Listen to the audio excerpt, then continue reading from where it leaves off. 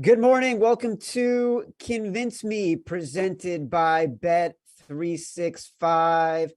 I am Chad Millman. I am joined by our experts, Simon Hunter, Chris Raybon, Sean Koerner, Darren Rovell on the Action Network News Desk, Samantha Previte with our fantasy updates. We got all the stuff, none of the fluff of those other NFL pregame shows. We're going to talk player props. We're going to talk sides. We're going to talk totals.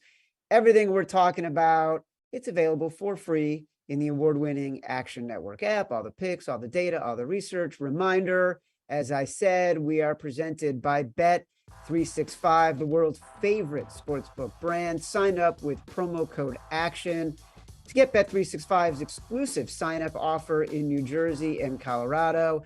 Bet $1 on any game, get $200 free. And reminder, we've got a boost from our touchdown show that aired just before Convince Me. Justin Jefferson, Ramondre Stevenson, that prop has been boosted from plus 290 to plus 362. Let's get going on the player prop. Sean Koerner, we were just having a lively discussion about some player props. What do you got? Yeah, so I have Tyler Higbee under 56.5 receiving yards. Higbee's questionable today with an ankle injury, but he is fully expected to play. And he's been Stafford's clear number 2 target this season, but they might not have to lean on him as heavily this week. The Rams are 10-point favorites here, and I think they'll cover that. More on that later. And the Panthers' top cornerback, J.C. Horn, is out. They have 2 other cornerbacks who are questionable, so it's going to be even tougher for them to slow down Cooper Kupp. Plus, Darrell Henderson will be starting for Cam Akers today. He commands way more targets than Akers, so I think he could eat into Higbee's target share a bit here. And Higbee's average depth of target this year has been 3.5. He's been able to earn a lot of his yards after the catch, so I think playing at less than 100% could impact his yards per catch today. So he could catch 6 to 7 balls and still fall short of this number. That's what happened last week. He had 7 receptions for 46 yards. So I think we have a lot of buffer here at 56.5. I'm projecting his median closer to 48.5. Plus, Raybon's on this prop as well. We have not lost a bet this year where we're both on the same side. So we have that going for us too with this prop. Well, listen, you took the words right out of my mouth. That's what I was talking about. Like before we came on the air, you guys were talking about how much you love this prop. You said 56.5, 55.5. What are you betting this down to? I'd probably bet it down to 52.5. He has such a high floor, so every yard in this market does matter, but I think I'd be comfortable taking it down to 52.5. All right, Tyler Higbee under 52.5 is the most you want to go for Sean Koerner's player prop. Simon, what do you got? Yeah, what a magical time of year, isn't it? October. It is. Listen, I'll tell you right now, I've decided, give me 3 weeks in New England in October, and it is freaking glorious. I feel like it's New England's way of apologizing for how bad the rest of the year is going to be, because you can't beat the Golden Leaves in New England right now. I think that's what you're referring to, right? No, just talking sports. Strictly sports, Jeff. Looking at this matchup here, I'm looking at anytime touchdown again. Last week we got unlucky. We had it 2 different times. You got tackled at the 1 and the 2. This week I'm going the running back. Stevenson for the Patriots, the workhorse for this Patriots team. A guy we expected all the touches for this team against a Cleveland team that ranks 28th against the run. I feel like a no-brainer. As long as it was below minus 150, I was going to be betting this number. It's nice. It's at 130, 135 at most books. Just a good play on a guy whose strength right now is really being funneled with this Patriots team. The run blocking scheme they've been running the last couple of weeks, it's been working for them. They kind of really dominated Green Bay with it, absolutely dominated Detroit last week with it. And now they're getting a treat. This Cleveland team, I know that Sean's with me on. He's all over him. I think he's his number 1 ranked running back. It's just a week where I have him all my daily fantasy lineups. I'm taking him in all the props. It's just an all-in week on this Patriots running back that I can just see getting a lot of touches, a lot of red zone touches this week. Yeah, look, this Browns-Patriots game is one of the more fascinating games on the board. 2 incredible running teams. You're right about the Browns' rush defense. It is dreadful. And Stevenson's going to be getting all the carries today, given his status as the number 1 RB. So I feel like you're channeling Gilles Gallant from our touchdown show that comes on at 10:30 by going with an anytime touchdown prop. You're doing that a lot more this year. That's interesting. All right, Raybon, you're gross. Yes, Chad, I am. And took an L with an over last week. So I got to get back to my roots and go with a disgusting under. And what we're going to do is we're going to bang Ian Thomas under 9.5 receiving yards for the Carolina Panthers. Ian Thomas started the year as the Panthers starting tight end, ran a route on 48% of the dropbacks over the first 3 weeks of the season. But the last 2 weeks, that's been cut to 18%. And he's been passed up not only by Tommy Tremble on the depth chart, but also Giovanni Ricci. So you have two tight ends ahead of him. And Baker Mayfield targeted tight ends at a 19% clip. Now you're going to PJ Walker. He's targeted tight ends only 8% of the time. That is a massive drop off. And, Walker's just taking his shots with the wide receivers, or he's giving it to McCaffrey. Walker's thrown to Ian Thomas 4 times. They've played 2 starts and parts of 8 other games together. So 10 games. He's thrown to him only 4 times, still looking for their first completion. No chemistry. And the Rams, by the way, only the fewest receptions per game in the league allowed to the tight end position, just 2.4 catches per game to tight ends. So I got Thomas with about a 67% chance of getting 1 or fewer catches. His median reception is only 6 yards. So I think you could bet this down to 6.5 and it would still have value, but love Ian Thomas under 9.5 receiving yards. Look, you read my mind, because that's the question I was going to ask. What is our cushion here? Because if you look at the markets, it's already starting to trend down lower than 9.5. So I definitely wanted to get, what do you say, 6.5? Chad, he's not going to catch a pass. He's not going to catch a pass. That's what we're just betting on him not even catching a pass. Like, I'm banging the yardage, the receptions. Like, I think the most likely outcome is probably no catches for no yards. I mean, he's running about 8 to 10 routes per game, and he's not a high target guy. So this is why betting on the NFL is so interesting right now, because there are so many markets to bet on. And I try to tell people this all the time. You could bet the same amount of money on the Bills Chiefs game and who's going to win that game, and whether you want to bet 2.5 for the Bills or 2.5 for the Chiefs and the side or whatever, as you can on the Ian Thomas prop. And it is just an amazing opportunity to find value in markets. You don't have to bet the biggest game on the board just to make a little bit of money when you're betting on football. You look for the value. And we just gave you some. Ian Thomas, under 9.5. I like that a lot. But I'll tell you right now, oh my God, which one do I want to choose here? I don't want to choose Stevenson, because what I'm getting here is 2 other bets that are actually better priced that I like a lot. So I am going with Ian Thomas under 9.5. Raybon, you convinced me in the end there. Sometimes I feel like you get the recency bias effect. Like you come in so strong with something so gross that I hadn't thought of that it just makes perfect sense. It's not about me, Chad. It's about the value on the prop. That's what convinced you. Well, maybe that's what it is. I'm sorry, Koerner. I really wanted to go with Higbee. All right, let's go to Darren Rovell on the Action Network News Desk. Yes, Chad. How are we doing this morning? Fantastic. Okay, let's tell you how I'm doing. Most bet games: 49ers, Falcons, Vikings, Dolphins, Panthers, Rams. But the Panthers are the number 1 bet, most bet team, +10. And this is despite the fact that they're 1-4 against the spread and are absolutely horrible, as everyone knows. The Vikings, -3, number 2 most bet team, also 1-4 against the spread, worst in the NFL. So the public, again, is betting the 2 most bet teams are the worst in the NFL so far against the spread. And finally, the 3rd team, the 49ers, at -4.5 against the Falcons. The Falcons are 6-0 against the spread. So I don't know. The public just loves everything that has not gone right so far this week. I believe you mean the Atlanta Falcons are 5-0 against the spread. But listen, I love your enthusiasm, and I also like being on the other side of the public, which I know I am this morning in a bunch of those games. And let's get to our sides, and let's get to Sean Koerner, who I know is dying to talk about the LA Rams. Yeah, so if you like betting against public, you gotta love Rams -10, right? I got this at -9.5. I still like it at 10. But the Rams are in the midst of a 2-game losing streak, and the public wants nothing to do with them. As Darren just mentioned, the Panthers are the highest bet side of the week. And based on our expected score metric, that helps fuel our luck rankings. The Rams have been the unluckiest team the past 2 weeks. So I like them to bounce back here. Last week against the Cowboys, they lost 22-10, but they outgained Dallas by 100 yards and had 3 turnovers. Dallas had 0. So they've been playing a lot better than people would expect these past couple weeks.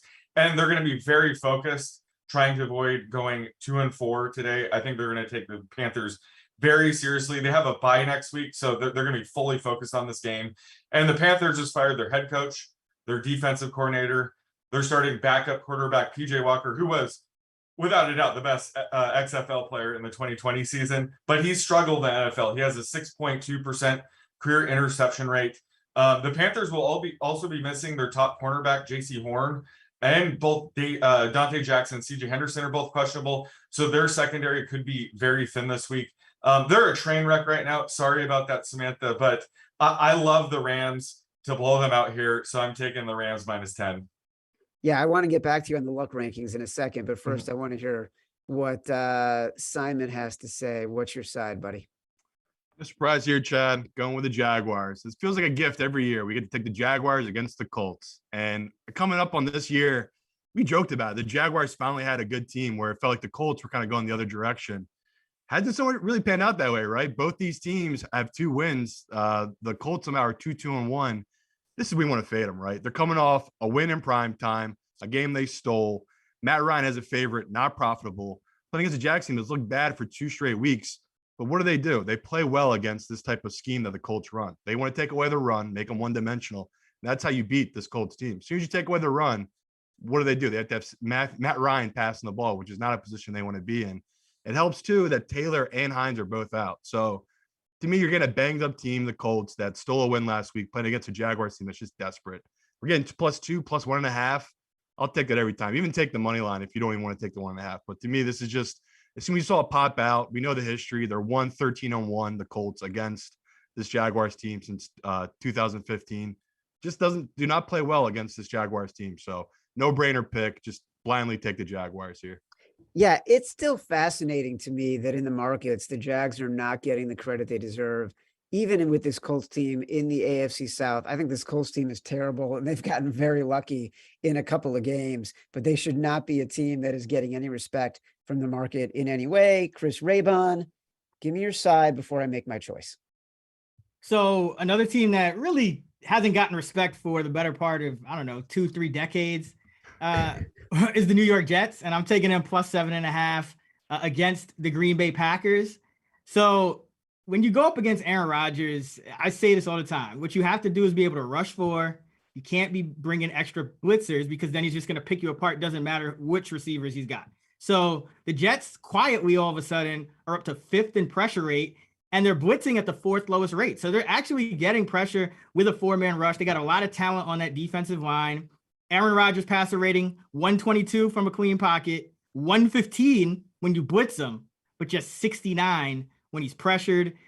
You got DJ Reed and Sauce Gardner on the outside. Both of those corners, very good. So I think they'll be able to give the Packers receivers some problems. And remember, you have Robert Saleh, the head coach of the Jets. He was a defensive coordinator for San Francisco and came up with some of the best schemes we've ever seen against Aaron Rodgers. Like, Rodgers had some of his worst games against that Niner defense and Saleh schemes. And then on the other side of the ball, the Packers are still 30th in run defense, DVOA. The Jets have turned the backfield over to Breece Hall, who is about 30 spots better in rushing DVOA than Michael Carter. So I think the Jets can hang around in this game. And we've seen the Packers, they've only beaten one team, the Bears, by more than 3 points. So this is not the same Packers team. Everyone's going to say, okay, but it's Rodgers coming off a loss. He's great against the spread. He's great against the spread in Lambeau. Well, I actually checked, and since 2015, when he's favored by more than a touchdown in this spot, so like when he's favored by 7 or more, coming off a loss, coming off against the spread loss,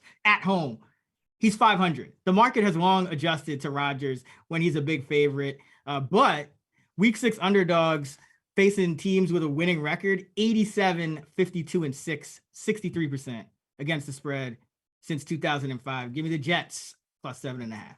All right, let me ask you for some clarification here. You had a stat about his passer rating, 122 when it's clean, 115 when blitzed, 69 when pressured.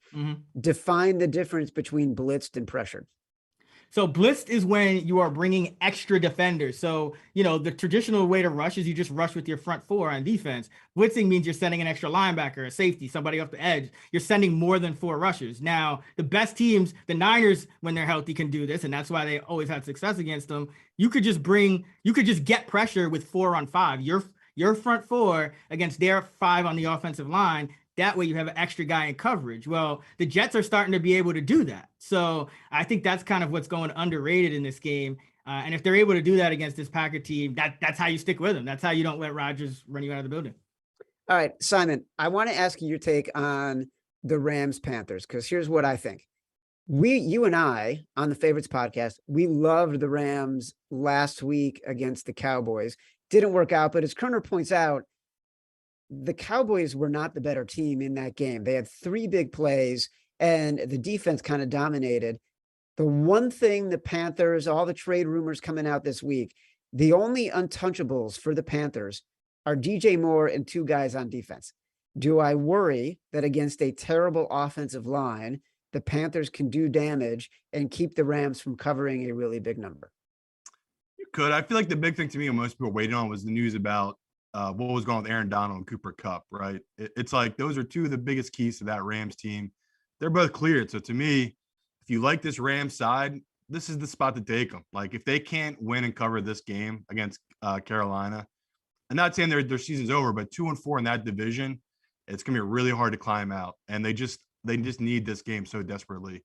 So I feel like I'm with Sean on the fact that Carolina might have quit on this season already. Again, they fired their head coach. They fired their DC, which made no sense to me. Like their defensive coordinator was one of the shining spots of that Carolina team.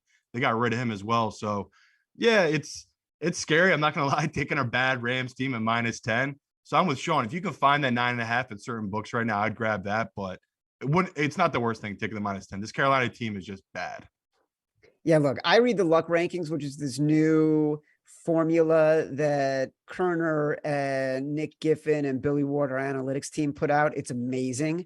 And it's doing really well against the spread when you have a big discrepancy between teams that have been lucky and unlucky. This happens to be one of the cases. Guys, I'm taking the Rams -10. I'm doing something I never do. I'm going with a huge favorite, but I can't get past the fact this Rams team is just so much better and has had really bad luck. All right. We're going to talk some fantasy right now because Skylar Thompson is starting for Miami. How is that going to impact the other skill position players for the Dolphins? Samantha Previte, Sean Koerner, you guys are going to break it down. Samantha, you're up first. What do you got? Sure, Chad. It is ugly. We talked about the Dolphins skill position players taking a hit with Teddy, who I maintain is one of the better backup quarterbacks in this league. This is not the case, however, with Thompson. And it stinks because this would otherwise be a pretty nice matchup against the Vikings, who are bottom 7 in pass DVOA and bottom 10 in rush DVOA. Thompson is a rookie 7th round pick from Kansas State, who was the QB 32 last week, with Bridgewater going down very early. So I am downgrading Hill into the fringe wide receiver 1 territory, especially while he's kind of still dealing with this heel injury. He is the wide receiver 5 through 5 weeks, saw 9 touches for 60 scrimmage yards last week. Not awful, but certainly not what you'd hope for in a matchup against the Jets. Waddle, I'm a bit more concerned about. He's the wide receiver 7 through 5 weeks, but has been declining of late. Saw just 3 catches for 27 yards last week. He goes into that boom or bust wide receiver 2 tier with the hopes that he can kind of break off a really long run.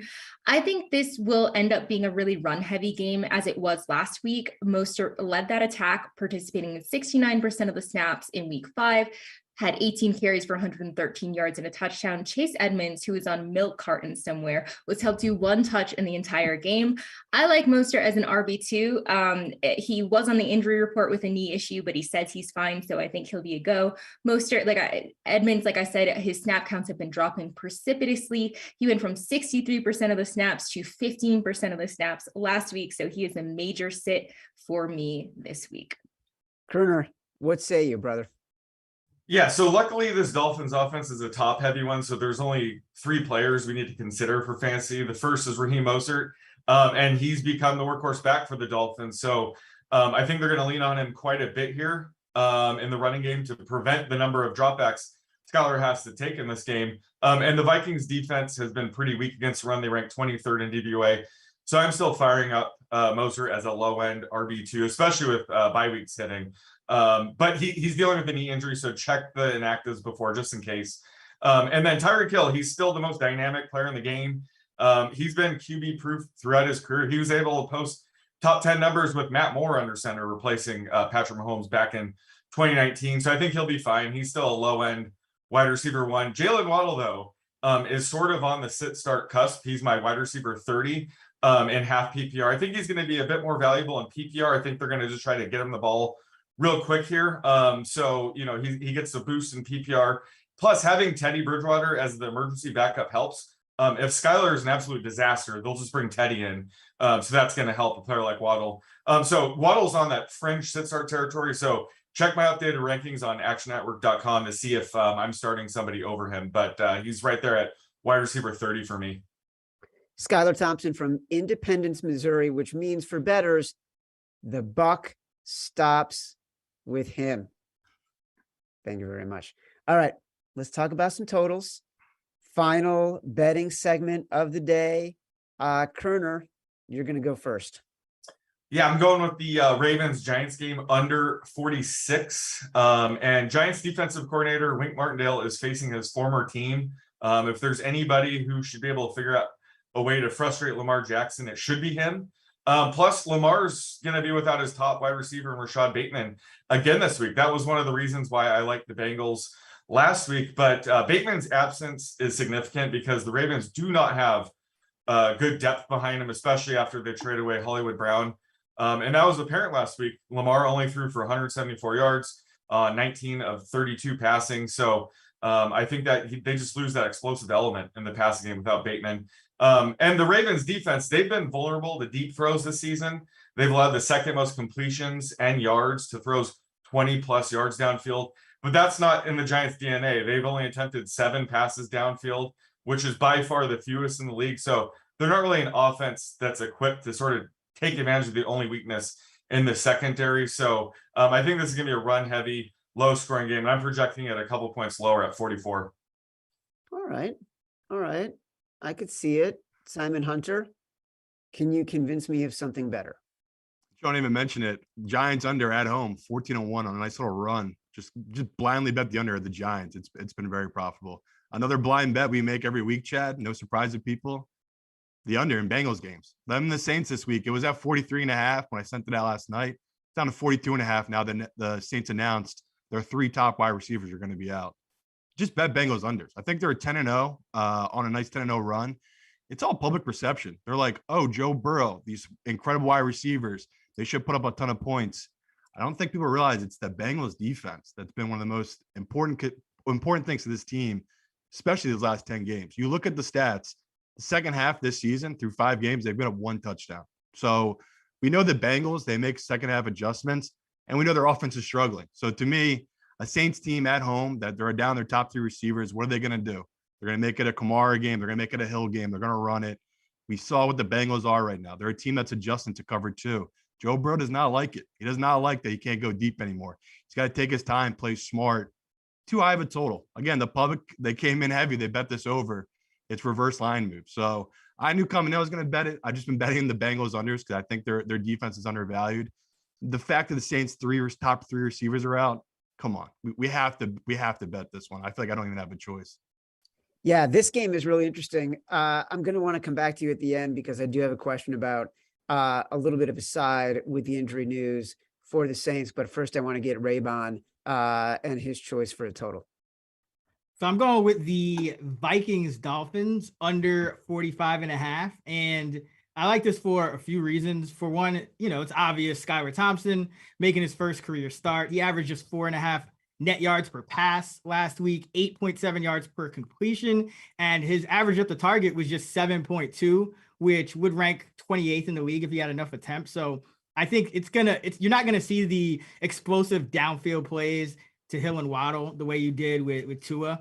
And they're gonna have to go up and down the field. They're gonna have to run the ball. And Mike McDaniel, remember, he has experience playing this kind of game. He was the coordinator in San Francisco when they had Jimmy Garoppolo, and they just used to run and play defense. And Miami, they actually have a pretty good matchup defensively against the Minnesota offense. You wouldn't think it because Miami's defensive numbers are not good, but Miami likes to blitz and they play a high percentage of man coverage. Well, those are the exact two things that Minnesota has struggled with this season. Minnesota's just 29th in completion rate, 28th in yards per attempt against man coverage this year. And Cousins' rating is 95 when you don't blitz him, but it drops to 56 when you blitz him. So it's perfect offense for this aggressive Miami defense to face. And they should be getting Xavier Howard back today, their top cornerback. And also, we got the humid, hot weather in Miami. We've already had 2 games in Miami this year. Both of them went under by 14 points. 1 p.m. kickoffs with like the humidity when it's above 65% are 24-14 to the under, 63% since 2005. And that includes 16-5 to the under when the total is 43 or higher. So a lot of factors kind of pointing me to the under in this one. All right. So before I make my choice, Simon, you and I this week, we had talked a lot about the Saints as dogs against the Bengals. I know we're in the total segment, but since it's come up, it's germane right now.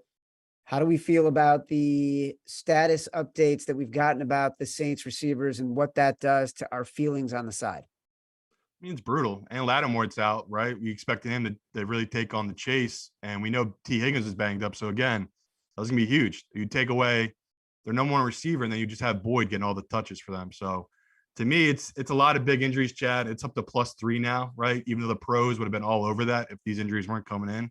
Still in, right? I still bet it. Still a position I have to take because I think this number should be closer to a pick than it is at +3. But yeah, confidence leaking. I mean, those are major injuries. Their top 3 receiver, their number 1 cornerback. That's a big deal against a Joe Burrow offense.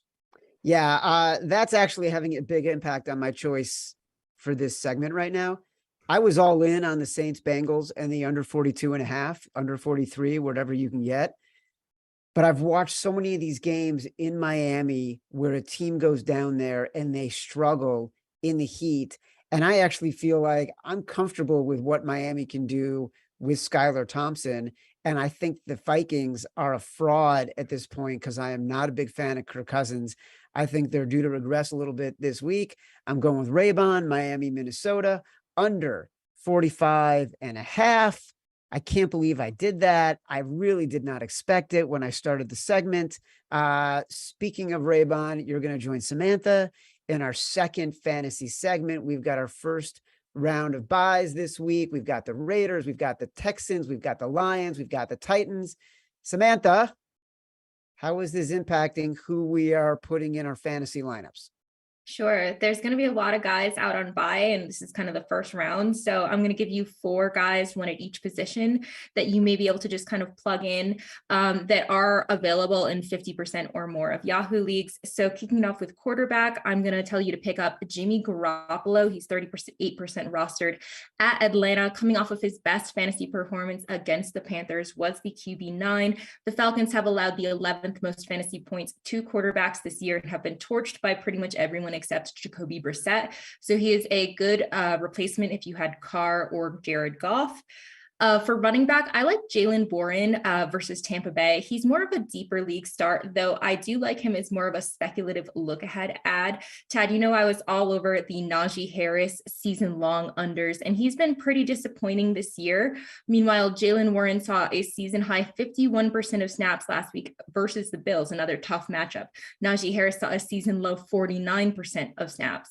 He recorded 5 carries for 25 yards, 4 catches for 39 yards, and head coach Mike Tomlin wants to see him more involved as the season progresses. For wide receiver, I like Rondale Moore at Seattle. He returned from injury in week 5, caught 7 of 8 targets for 68 yards against the Eagles, passed Greg Dortch on the depth chart clearly as the slot receiver. DeAndre Hopkins isn't returning till next week, so I like him as a 1-week fill-in as Seattle ranks 31st in pass DVOA. And finally, for tight end, it's kind of a hellscape out there. Tight end is always kind of a difficult position for fantasy, but the Seahawks are taking on Arizona at home. The Cardinals have allowed the second most fantasy points to tight end this year. This is the second highest point total of the week, and Disley scored 3 times in the first 4 games of the season. So at a position that's pretty touchdown dependent, you kind of want the guy that has been finding the end zone. All right. Well, listen, I'm bummed about Greg Dortch just because he is an Action Network favorite. I thought the segment that was floating around in the social medias this week with JJ Watt encouraging Rondale Moore after he dropped a pass in practice was super sweet. How could you not root for a kid like Rondale Moore right now? Raybon, what do you got?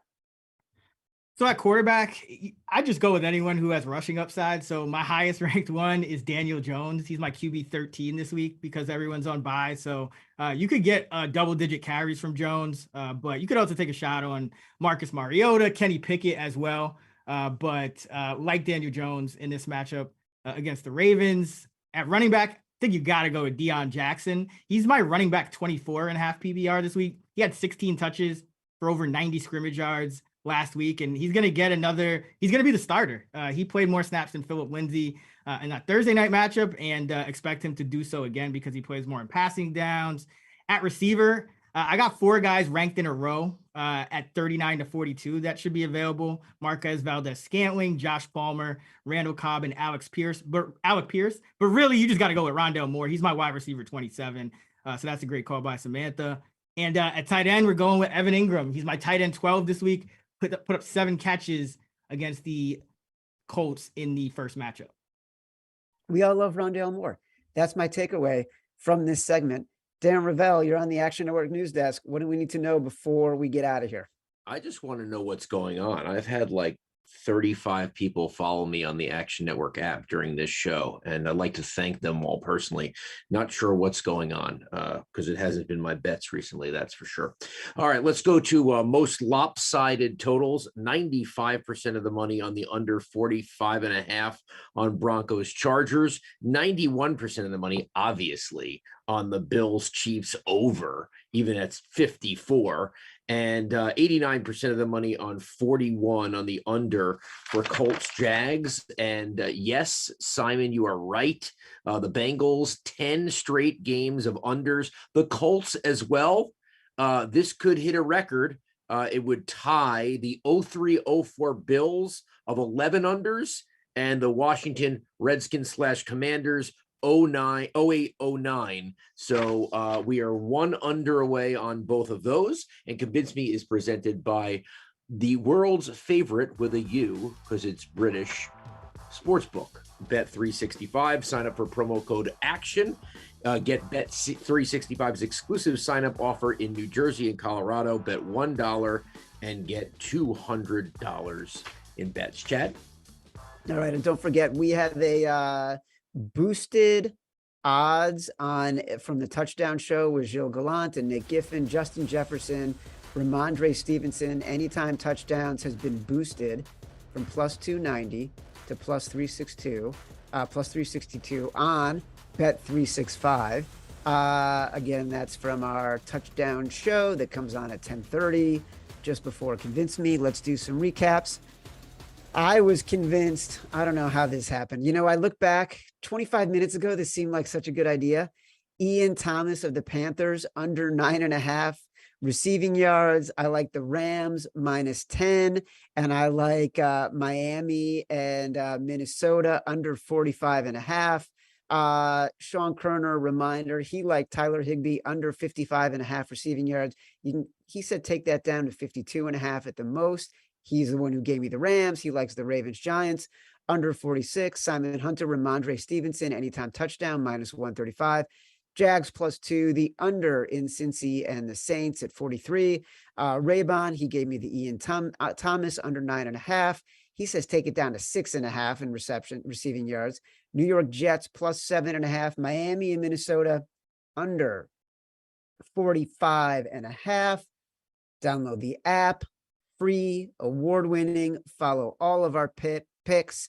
Get all the research, all the data, all the analysis. Don't forget Green Dot Daily every day, Monday to Friday, noon Eastern, to recap the NFL, get ahead of Monday Night Football, setting the betting agenda for the day. For Sean Koerner, Simon Hunter, Chris Raybon, Darren Rovell, Samantha Previte, our fantastic producers, I am Chad Millman. Good luck today.